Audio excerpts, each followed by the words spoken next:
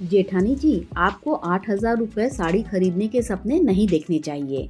जेठानी जी, ये साड़ी छूने की भी औकात नहीं है आपकी। आप तो कोई 200-300 वाली साड़ी पसंद कर लो। ये शब्द मैंने पूरी दुकान के सामने हंसते हुए कहे थे।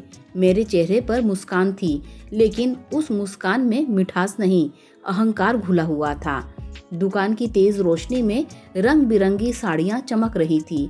हर तरफ रेशम, जरी और कढ़ाई की खुशबू फैली हुई थी और उन्हीं साड़ियों के बीच में खड़ी थी मेरी जेठानी सीमा भाभी। हाँ भाभी, क्योंकि वो मेरे पति अमित के बड़े भाई की पत्नी थी, इस घर की बड़ी बहू।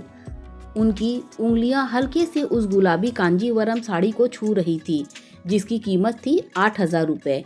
उनकी आंखों में एक चमक थी, जैसे कोई सपना पल भर के लिए सच हो गया हो, और मैंने उसी पल उस सपने को शब्दों से तोड़ दिया था। सीमा भाभी ने तुरंत हाथ पीछे खींच लिया।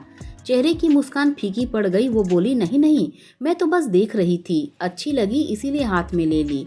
उनकी आवाज में सफाई कम, संकोच ज्यादा था। मैंने अपने लिए 10,000 की साड़ी बिना सोचे अलग कर दी थी।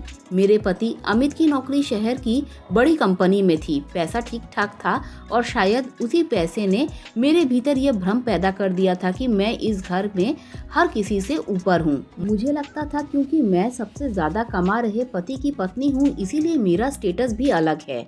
सीमा भाभी के पति मेरे जेठ एक छोटी किराने की दुकान चलाते थे। आमदनी सीमित थी और मैं उसी सीमा को उनकी पहचान बना चुकी थी। दुकान में अचानक सन्नाटा छा गया। तभी मेरे पीछे से अमित की आवाज आई, साक्षी, ये क्या तरीका है बात करने का? मैंने हल्के अंदाज में कहा, अरे मजाक था। अमित ने सीधा मेरी आंखों में देखा। हर मजाक मजाक नहीं होता, कुछ बातें दिल में चुभ जाती हैं। मुझे पहली बार एहसास हुआ कि बात हल्की नहीं रही, मगर मेरा अहंकार अभी भी शांत नहीं हुआ था। तभी अमित आगे बढ़े।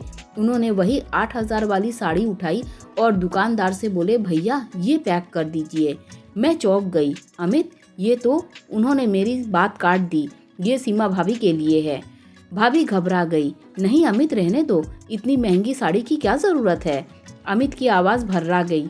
जरूरत है भाभी, क्योंकि इस घर में अगर किसी को सबसे पहले खुश होने का हक है तो वो आपको है। सबकी नजरें अमित पर टिक गईं। उन्होंने धीरे धीरे बोलना शुरू किया। साक्षी, तुम्हें पता है, जब मैं कॉलेज में था और पापा की तबीयत खराब थी, तब मेरी फीस भरने के लिए भाभी ने अपने 2 सोने के कंगन बेच दिए थे।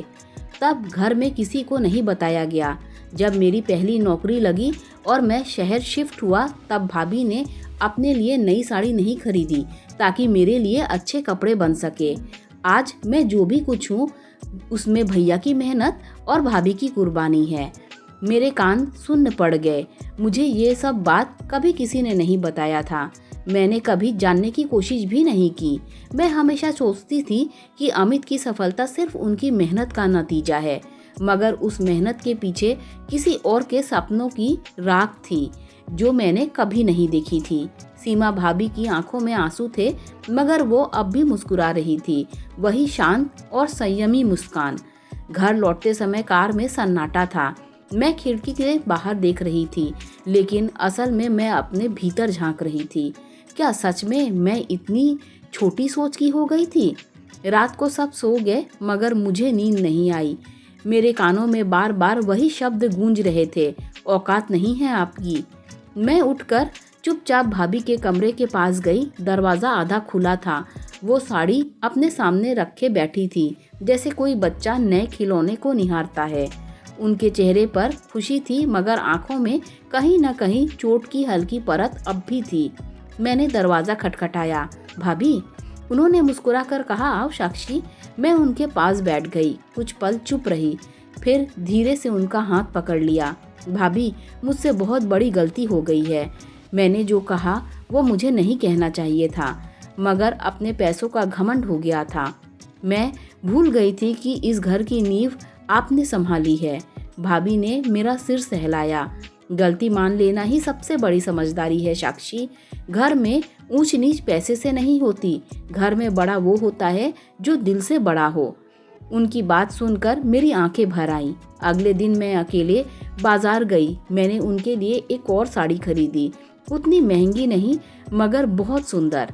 जब मैंने उन्हें दी वो बोली, इसकी क्या ज़रूरत थी। मैंने मुस्कुरा कर कहा, ज़रूरत नहीं थी भाभी, मन था। इस बार कोई तुलना नहीं, बस प्यार है। वो पहली बार थी जब मैंने उन्हें सच में अपनी जेठानी नहीं, अपने परिवार का स्तंभ माना।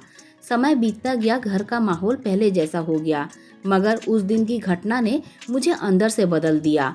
अब जब भी मैं कुछ खरीदती हूँ तो पहले सोचती हूँ क्या मेरे शब्द उतने ही कीमती हैं जितनी मेरी चीज़ें, क्योंकि साड़ियाँ अलमारी में टंग जाती हैं और शब्द दिल में टंग जाते हैं।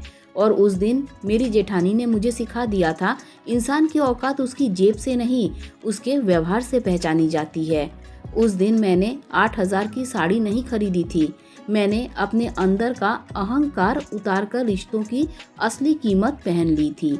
दोस्तों, अगर आपको ये स्टोरी अच्छी लगी हो तो लाइक शेयर सब्सक्राइब कीजिए। Thanks for watching this video.